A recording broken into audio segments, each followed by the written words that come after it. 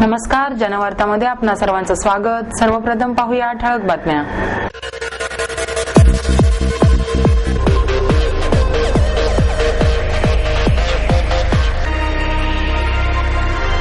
साखर कारखान्यातील इंजिनियर्स केमिस्टचा विविध मागण्यांसाठी साखर आयुक्तालयावर मोर्चा। भारतात पश्चिम बंगाल, केरळ, तामिळनाडू या राज्यात असंख्य साहित्यप्रेमी दिसतात, परंतु महाराष्ट्रात दिसत नाही। ज्येष्ठ साहित्यिक डॉक्टर द.बी. कुलकर्णी यांची खंत। भारत मुक्ती मोर्चा आणि राष्ट्रप्रेमी समितीच्या वतीने 2001 पासून भारतात झालेल्या सर्व बॉम्बस्फोटांचा तपास करावा, यावर महाचर्चेचे आयोजन। साखर कारखान्यातील इंजिनियर्स केमिस्टचा विविध मागण्यांसाठी साखर आयुक्तालयावर मोर्चा काढण्यात आला। यावेळी संघटनेचे अध्यक्ष यशवंत धुरे, उपाध्यक्ष बाळासाहेब पुरोहित, सचिव जी लोकरे, भानुदास भोसले यांच्या नेतृत्वाखाली राज्यभरातून इंजिनियर्स आणि केमिस्ट मोर्चात सहभागी झाले। राज्यातील शासकीय, निमशासकीय कार्यालये, इतर राज्यांतील खाजगी कारखान्यांमध्ये काम करणाऱ्या अधिकारी आणि कर्मचाऱ्यांना चांगले वेतन आणि सुविधा मिळत आहेत, मात्र समकक्ष पात्रता असतानाही राज्यात साखर उद्योगातील तांत्रिक स्टाफकडे दुर्लक्ष केले जात असल्याचे अध्यक्ष यशवंत धुरे यांनी सांगितले। राज्य शासनाने वेतन श्रेणी निश्चित करण्यासाठी नेमलेल्या समितीमध्ये असोसिएशनचे 5 सदस्य घेण्यात यावेत, वेतन आणि सुविधा देण्यासाठी मानदंड ठरविण्यात यावा आदी मागण्या संघटनेतर्फे करण्यात आल्या। भारतात पश्चिम बंगाल, केरळ, तामिळनाडू या राज्यात असंख्य साहित्यप्रेमी दिसतात, परंतु महाराष्ट्रात दिसत नाही, अशी खंत ज्येष्ठ साहित्यिक डॉक्टर द.बी. कुलकर्णी यांनी व्यक्त केली। साहित्य समन्वय महासंघ पुणे या संस्थेचे ज्येष्ठ साहित्यिक प्राचार्य द. मा. मिरासदार यांच्या हस्ते ज्ञानेश्वरी ग्रंथाचे पूजन करून उद्घाटन करण्यात आले। यावेळी डॉक्टर विश्वास मेहेंदळे, ॲडव्होकेट प्रमोद आडकर आदी उपस्थित होते। या प्रसंगी डॉक्टर मेहेंदळे यांच्या हस्ते महासंघाचे अनियतकालिक अंभृणीचे प्रकाशन करण्यात आले। कुलकर्णी म्हणाले, महाराष्ट्रात अनेक ज्येष्ठ साहित्यिक आहेत, परंतु येथे आजपर्यंत दुसरे रवींद्रनाथ टागोर झाले नाहीत। साहित्याला, भाषेला सामाजिक चौकट असते, त्यामुळे समाजातील स्पंदने त्यात अनुभवायला मिळतात। साहित्य विषयक जागृतीसाठी प्रत्येक ठिकाणी छोटी छोटी साहित्य मंडळे तयार होणे गरजेचे आहे। या संस्थांमार्फत राज्यातील ज्येष्ठ साहित्य महामंडळांना साहित्य आणि श्रोतावर्ग पुरवण्याचे काम करता येईल। लघुमासिकांची चळवळ ज्याप्रमाणे महत्वाची होती, त्याचप्रमाणे लघु साहित्य मंडळांनी एकत्र येऊन वाङ्मयीन कार्य करणे गरजेचे आहे, असेही द.बी. कुलकर्णी म्हणाले।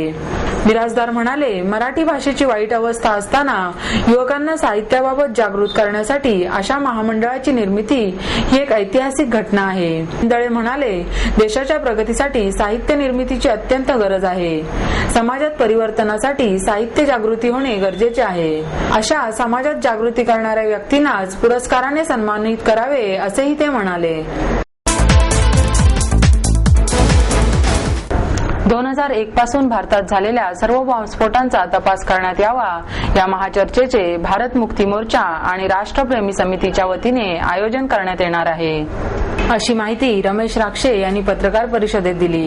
यावेळी सचिन बनसोडे, मुस्ताक मदनी, संतोष खळे आदी उपस्थित होते। 15 ऑक्टोबर रोजी सायंकाळी 6:30 वाजता Ahilyashram, doctor Babasaheb Ambedkar college, quarter gate, Nanapeth या ठिकाणी महाचर्चा होणार असून यामध्ये बामसेफचे राष्ट्रीय अध्यक्ष वामन मेश्राम, आंध्र प्रदेशचे खासदार असदुद्दीन ओवैसी, माजी पोलीस महानिरीक्षक SM मुश्रीफ, आमदार अमीन पटेल, वरिष्ठ पत्रकार सईद हमीद आदी मान्यवर उपस्थित राहणार आहेत। यापूर्वीही अनेक बॉम्बस्फोटामध्ये RSS प्रणीत अनेक संघटनांचा हात असल्याचे निष्पन्न झाले। त्याचप्रमाणे अनेक मोठ्या नेत्यांचा दहशतवादी कृत्यामध्ये सहभाग असल्याचे महाराष्ट्राचे तत्कालीन ATS प्रमुख शहीद हेमंत करकरे यांनी सिद्ध केले, पण या व्यतिरिक्त तपास संस्थांनी तपासामध्ये कोणतीही विशेष प्रगती केली नाही। बॉम्बस्फोटातील खऱ्या आरोपींना दुर्लक्षित करून जाणीवपूर्वक फक्त मुस्लिम तरुणांना लक्ष्य बनविले जात असल्याची शंका आहे। म्हणूनच सन 2001 पासून देशात झालेल्या बॉम्बस्फोटाची नव्याने चौकशी करणे गरजेचे झाले आहे, असेही त्यांनी सांगितले। राजकीय प्रश्नांऐवजी समाजातील विषमता दूर करण्यासाठी उपोषण करणे फायदेशीर ठरेल, असे मत ज्येष्ठ दलित साहित्यिक रामनाथ चव्हाण यांनी व्यक्त केले। आडकर फाउंडेशनच्या वतीने पहिला धम्मक्रांती पुरस्कार बौद्ध धर्म प्रसारक अशोक शीलवंत यांना रामनाथ चव्हाण यांच्या हस्ते प्रदान करण्यात आला। यावेळी ज्येष्ठ अभिनेते राघवेंद्र कडकोळ, ॲडव्होकेट मकरंद आडकर उपस्थित होते। सत्काराला उत्तर देताना शीलवंत म्हणाले, गेल्या 20 वर्षापासून मी बौद्ध धर्म प्रसाराचे काम करत आहे। महाराष्ट्र आणि महाराष्ट्राबाहेर 14 अशोक स्तंभ उभारण्याचा आपला मानस असल्याचे शीलवंत यांनी सांगितले। फाउंडेशनचे ॲडव्होकेट प्रमोद आडकर यांनी प्रास्ताविक केले, तर सूत्रसंचालन उद्धव कानडे यांनी केले। निवारा सभागृह येथे आयोजित कार्यक्रमात विविध क्षेत्रांमध्ये आव्हानात्मक कार्य करणाऱ्या मान्यवर स्त्रियांचा सत्कार डॉक्टर सुचेता चापेकर यांच्या हस्ते करण्यात आला। यावेळी भगिनी निवेदिता प्रतिष्ठानच्या अध्यक्षा प्रतिमा जोशी, वंदना केळकर उपस्थित होत्या। यावेळी भारतीय सैन्य दलातील dental surgeon doctor Ritu Biyani, नक्षलवादी तसेच आदिवासी विभागात स्वखर्चाने बालकांचा मनोविकास, बालकल्याणाचे काम करणाऱ्या आशा पोद्दार, दगडखान कामगार विकास परिषदेतर्फे अन्याय निवारणार्थ काम करणाऱ्या पल्लवी रेगे, सहवास रुग्णालयाचे व्यवस्थापन करणाऱ्या डॉक्टर माया तुळपुळे, अपंग विद्यार्थी आणि त्यांचे पालक यांच्यासाठी सखी उद्योगाची स्थापना करणाऱ्या सीमा दापके, गिरिकंद ट्रॅव्हल्सच्या शुभदा जोशी, 2003 मध्ये ऑस्ट्रेलियात भारताचे प्रतिनिधित्व करणाऱ्या प्रतिभा जोग, पदार्थ विज्ञानातील संशोधिका शालिनी पटवर्धन तसेच सत्वशीला सामंत, सायली पलांडे यांचा गौरवपत्र देऊन सत्कार करण्यात आला। डॉक्टर चापेकर म्हणाल्या, नृत्याचे धडे मला वडिलांकडून मिळाले, तसेच नृत्यातून प्रबोधन होत आहे असे समजल्यानंतर वेगवेगळे विषय वाचत गेले आणि नृत्यातून विषय प्रकट होत गेला। कला हे तत्व असून कला समजणे आणि त्याचा आस्वाद घेणे हे महत्त्वाचे आहे। कार्यक्रमाचे प्रास्ताविक प्रतिमा जोशी यांनी केले।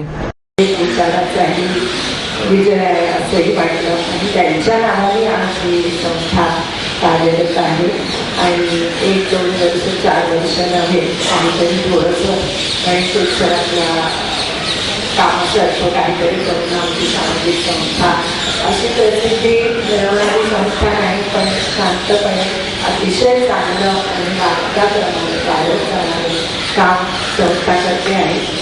एक मला विशेष वाटलं, शेवटी आपण म्हणतो की संस्था का व्यक्ती, आमची ही कलावर व्यक्ती चॅरिटेबल ट्रस्टची संस्था आहे, पण बरेचदा असं लक्षात येतं की कधीतरी विश्वास थोडंसं व्यक्तीला असं जास्ती महत्त्व दिलं जातं आणि कलावृत्ती म्हणजे तुझं काही असं एक काही माझं सांगणं असतं की नाही, म्हणजे मी आज आहे तुझ्या काही संस्था काय करते, संस्थेचा कार्यक्रम काय आहे, तुम्ही पुढे जाऊन काय करणार आहे हे बोलणं याविषयीच्या आमच्या चर्चा खूप होतच असतात शिक्षणाचा। समाजाची मूल्यव्यवस्था ढासळली असून मानवी हक्क पायदळीत उडवले जात आहेत असे मत निवृत्त न्यायमूर्ती पी.बी. सावंत यांनी व्यक्त केलं। बलराज साहनी साईर लुधियानवी फाउंडेशन तर्फे न्यायमूर्ती सावंत यांच्या हस्ते मराठी साहित्य संमेलनाचे अध्यक्ष उत्तम कांबळे आणि लेखिका पारू नाईक यांना लिओ टॉल्स्टॉय पुरस्कार प्रदान करण्यात आला। यावेळी संस्थेचे सचिव सुरेश टिळेकर, अंबुबाई टिळेकर उपस्थित होते। सहर जलगावी यांना फैज अहमद फैज तर बालम केतकर यांना रवींद्रनाथ टागोर पुरस्कार देऊन सन्मानित करण्यात आले। न्यायमूर्ती सावंत म्हणाले, सध्या जगामध्ये भांडवली अर्थव्यवस्था आणि मूल्यव्यवस्था यांच्यामध्ये संघर्ष सुरू आहे, मात्र अर्थव्यवस्थेला पोचण्याचे जाणीवपूर्वक प्रयत्न होत असताना मूल्यांकडे दुर्लक्ष होत आहे। अशा परिस्थितीत मानवी हक्क सांभाळण्याचे आव्हान आहे, मात्र ते अद्याप कागदावरच आहेत। हे हक्क मिळविण्याचे सामर्थ्य समाजामध्ये निर्माण झाले पाहिजे, मात्र सध्या आपली संस्कृती, भाषा, जात यांच्या संकुचित अस्मितेला प्रोत्साहन दिले जात आहे। ही परिस्थिती बदलण्याची गरज आहे। गौतम बुद्ध, महात्मा गांधी, रवींद्रनाथ टागोर, लिओ टॉल्स्टॉय, फैज अहमद फैज या प्रतिभावंतांच्या विचारांची आपण केवळ उजळणी करतो, मात्र त्याचे आचरण करत नाही असेही न्यायमूर्ती सावंत यांनी नमूद केले। कांबळे म्हणाले, आजच्या समाजामध्ये मूल्ये आणि भौतिकवादाचा संघर्ष सुरू आहे। अशावेळी टॉल्स्टॉयचे विचार जोपासण्याची गरज आहे। पारू नाईक म्हणाल्या, तृतीयपंथीयांना वर्षानुवर्षे समाजाबाहेर ठेवण्यात आले, मात्र त्यांना संस्कृती शिकवली, शिक्षण, नोकरी यामध्ये संधी उपलब्ध करून दिली तर ते समाजाच्या मुख्य प्रवाहामध्ये येऊ शकतात। अंजली कुलकर्णी यांनी सूत्रसंचालन केले।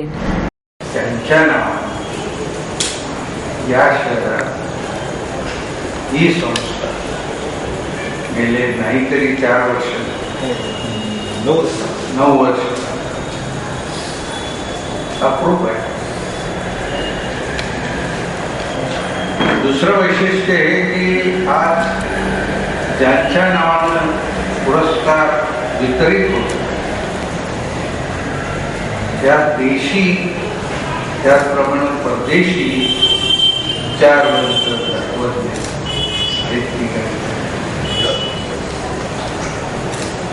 मी असं म्हणतोय याचं कारण असं